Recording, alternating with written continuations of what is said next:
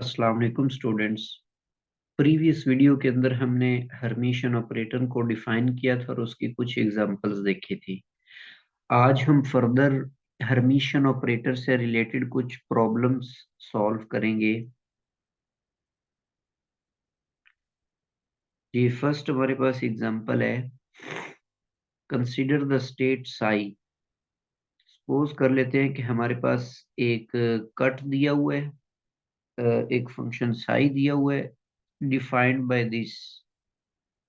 ये इस तरीके से हमने पूरी स्टेट जो है, पूरा वो जो फंक्शन है वो डिफाइन किया हुआ है, which is given in terms of three orthonormal eigen states.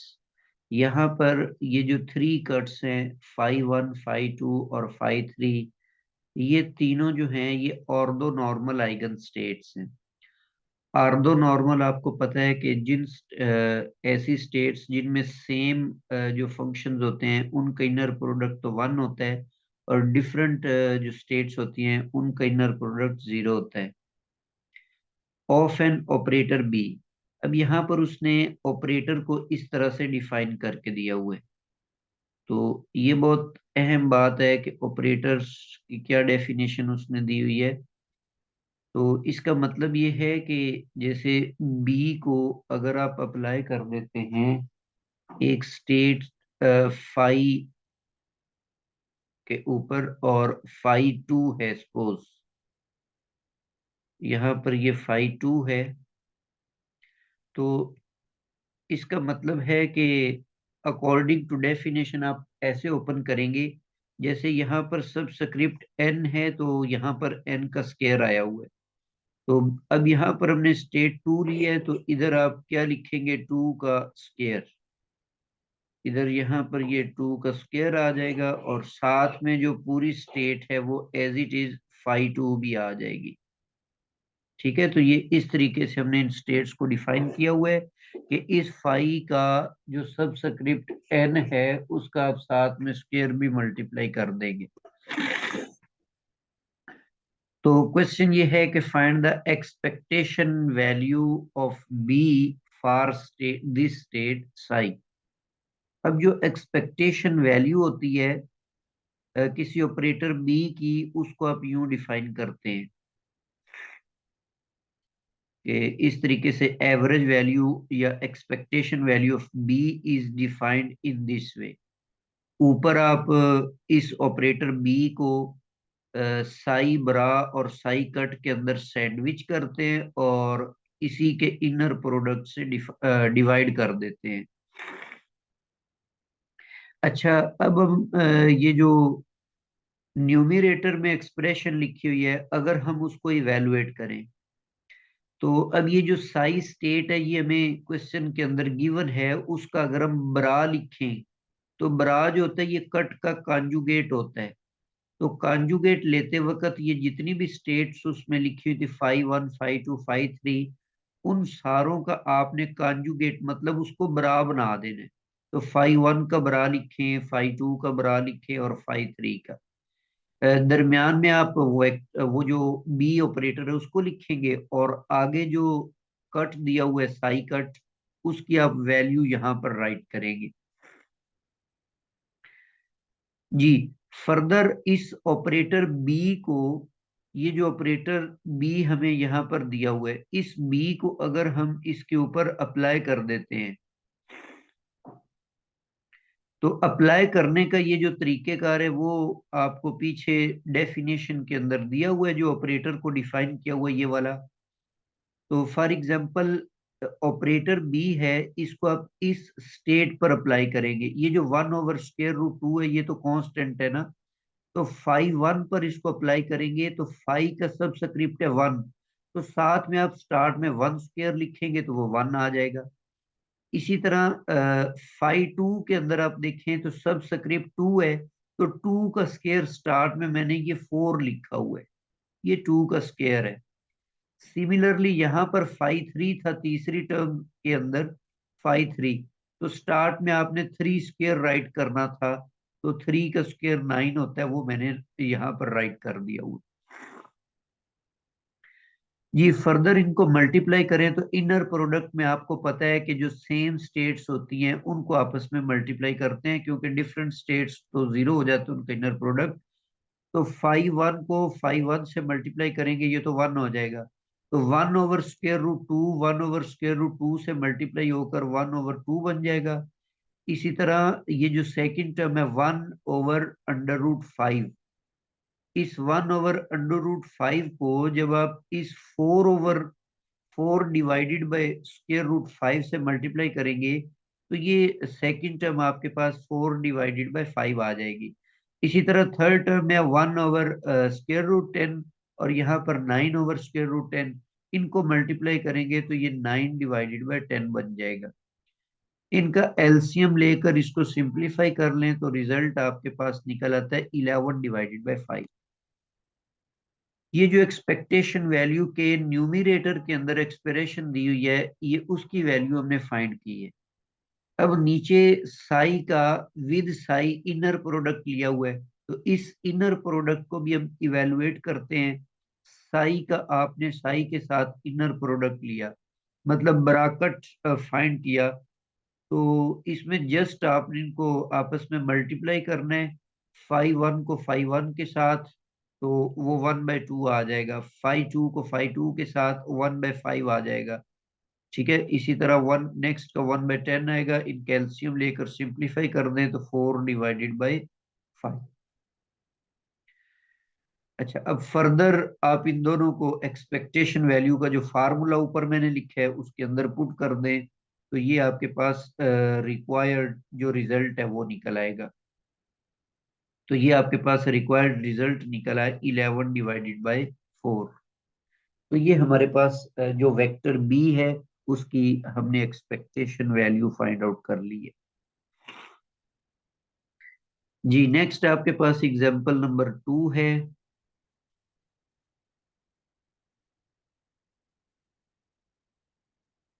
तो इस एग्जांपल में show that an operator e raised to power x and b operator is e raised to power iota d over dx are Hermitian. Also show that e raised to power d over dx is an anti-Hermitian operator.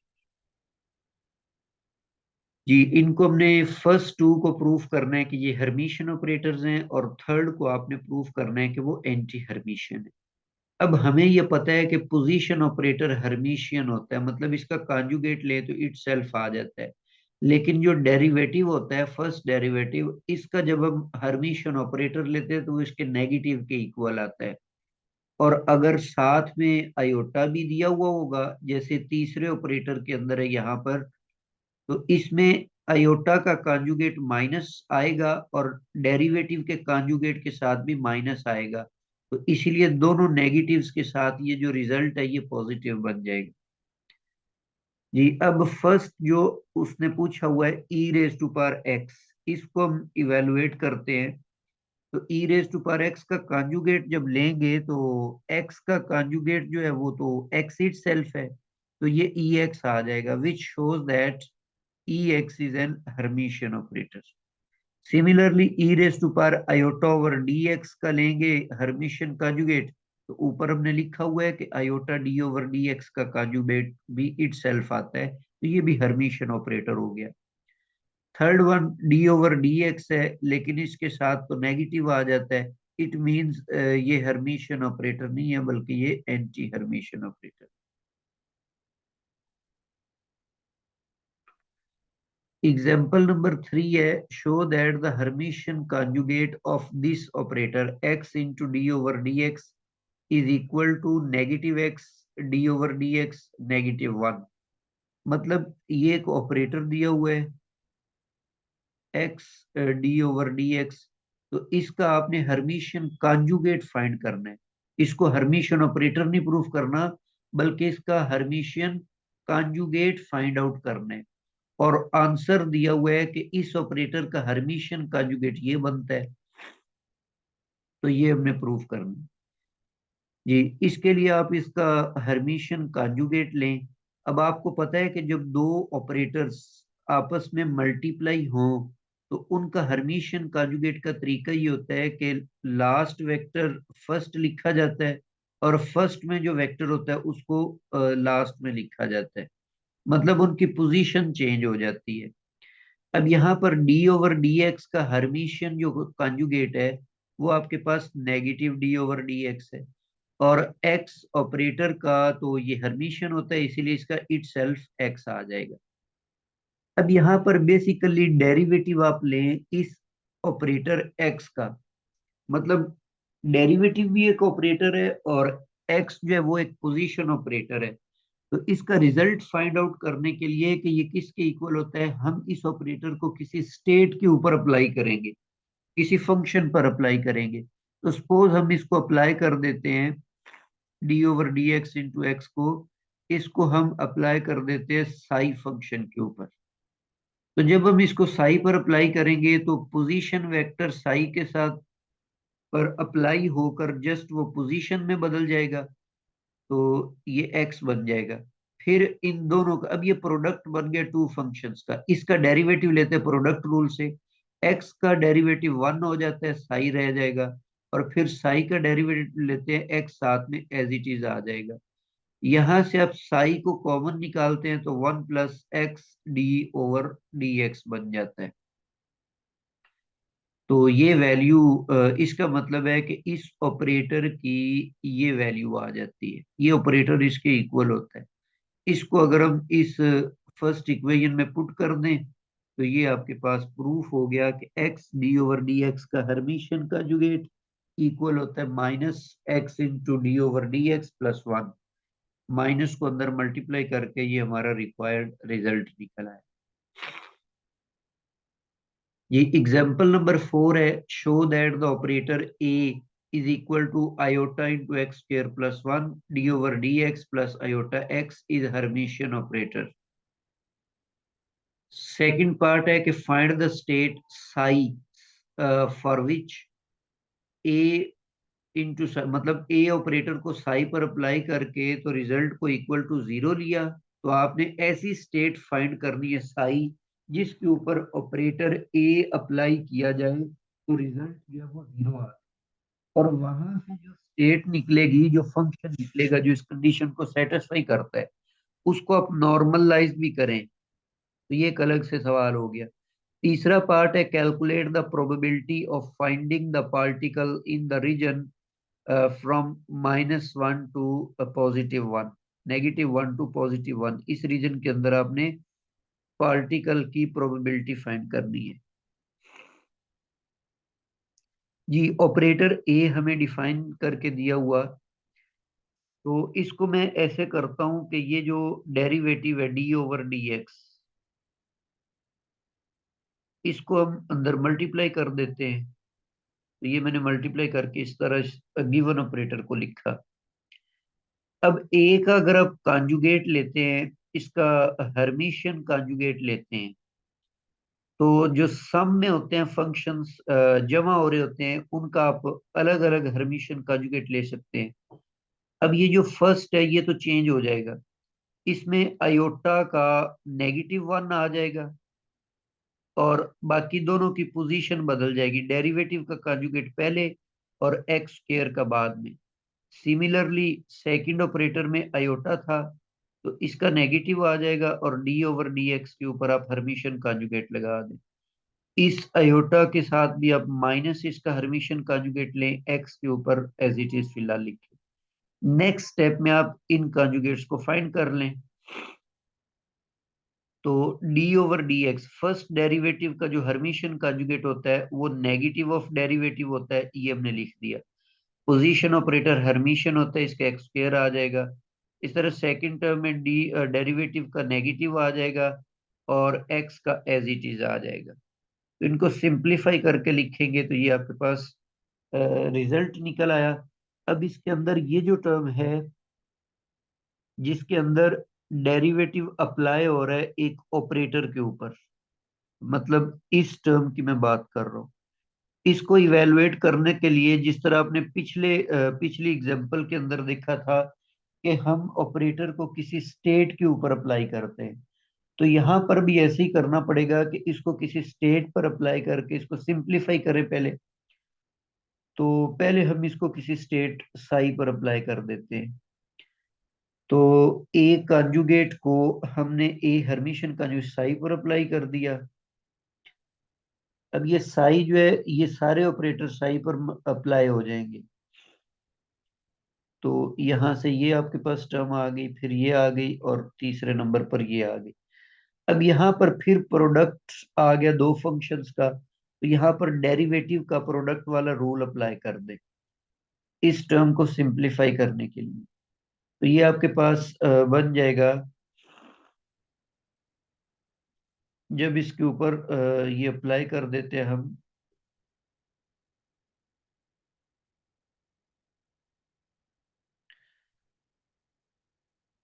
अच्छा जी, फिलहाल हमने इसको as it is लिखा, और ये उसके ऊपर हमने ना इसको अगेन अप्लाई कर दिया। X square as it is, और एक्स स्क्र का फिर 2x डेरिवेटिव, और साथ में सेकंड और third term as it is आ गई।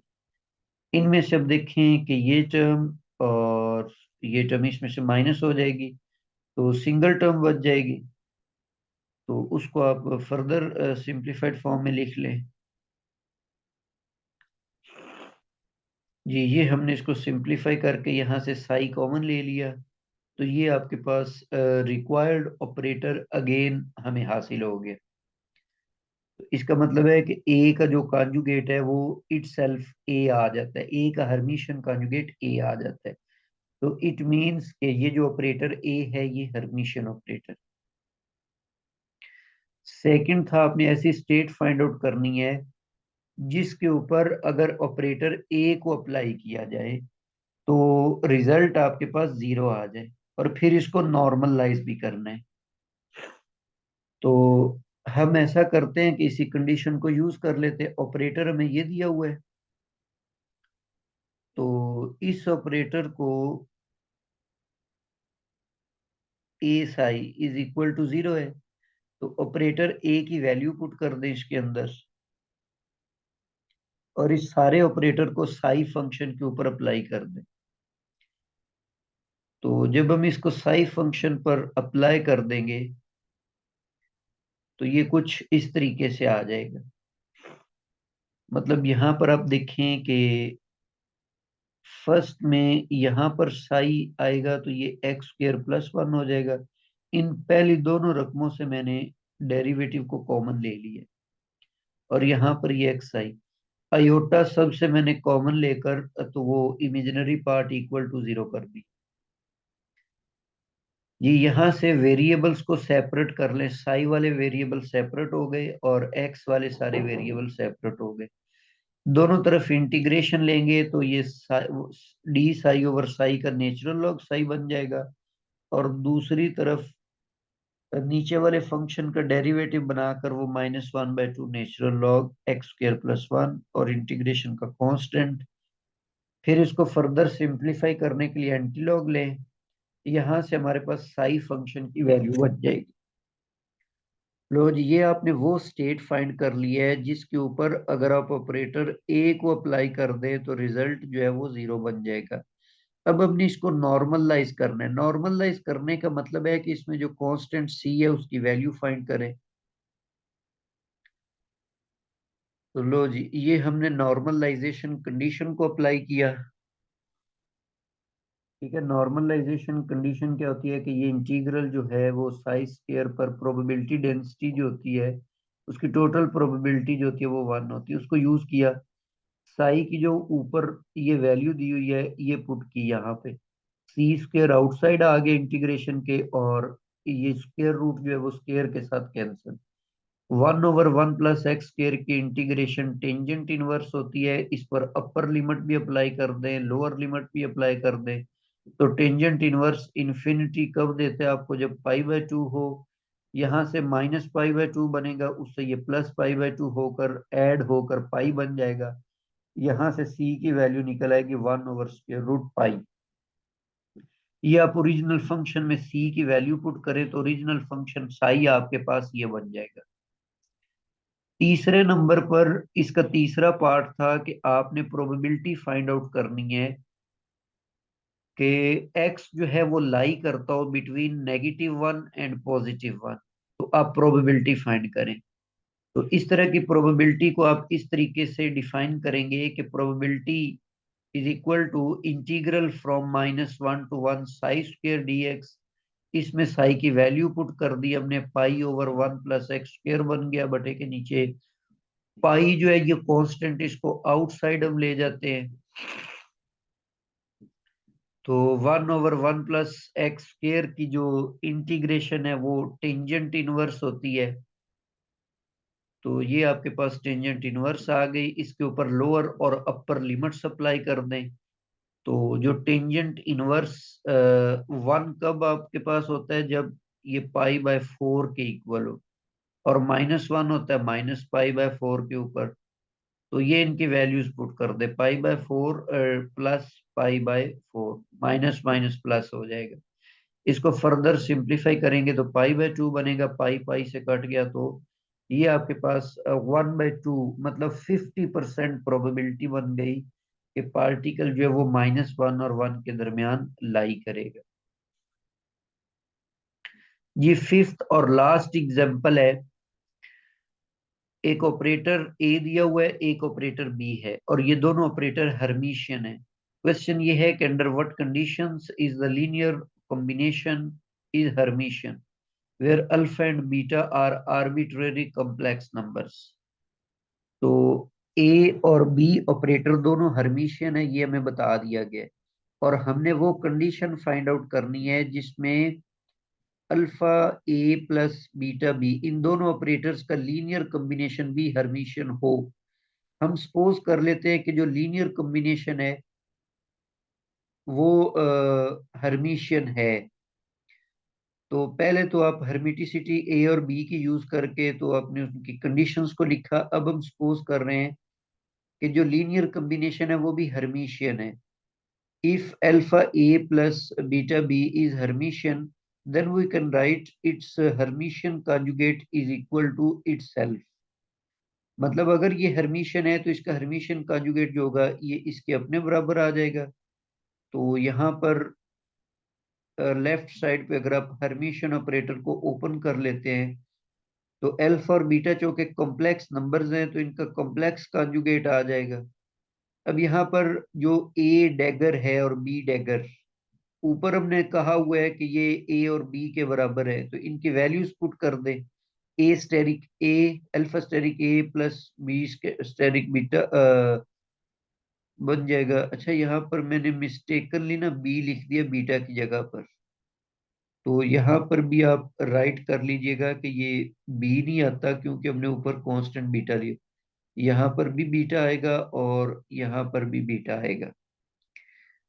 अच्छा, लेफ्ट और राइट पर अगर हम इस इक्वेशन के ऑपरेटर के कोफिशिएंट्स को कंपेयर करें तो अल्फा स्टेरिक अल्फा की इक्वल आ जाएगा और बीटा स्टेरिक जो है वो बीटा की इक्वल आ जाएगा।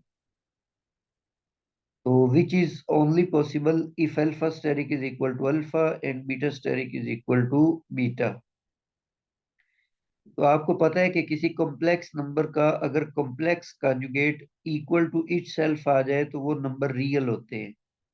तो इसका मतलब है कि अल्फा और बीटा, इनके ऊपर कंडीशन बन जाएगी कि अगर ये लीनियर कॉम्बिनेशन को भी आप हर्मिशियन करना चाहते हैं तो फिर अल्फा और बीटा इन दोनों का रियल नंबर होना जरूरी है। So alpha and beta must be real. तो ये कंडीशन इसके ऊपर बनती। लो जी, ये हमारे पास कुछ एग्जांपल्स थी, न्यूमेरिकल प्रॉब्लम हमने सॉल्व कर दिए हर्मिशियन ऑपरेटर से रिलेटेड। तो नेक्स्ट हम इसमें मजीद उसको ऑपरेटर के कम्यूटेटर को डिफाइन करेंगे और उसकी कुछ एग्जांपल देखेंगे। तब तक के लिए अल्लाह हाफिज।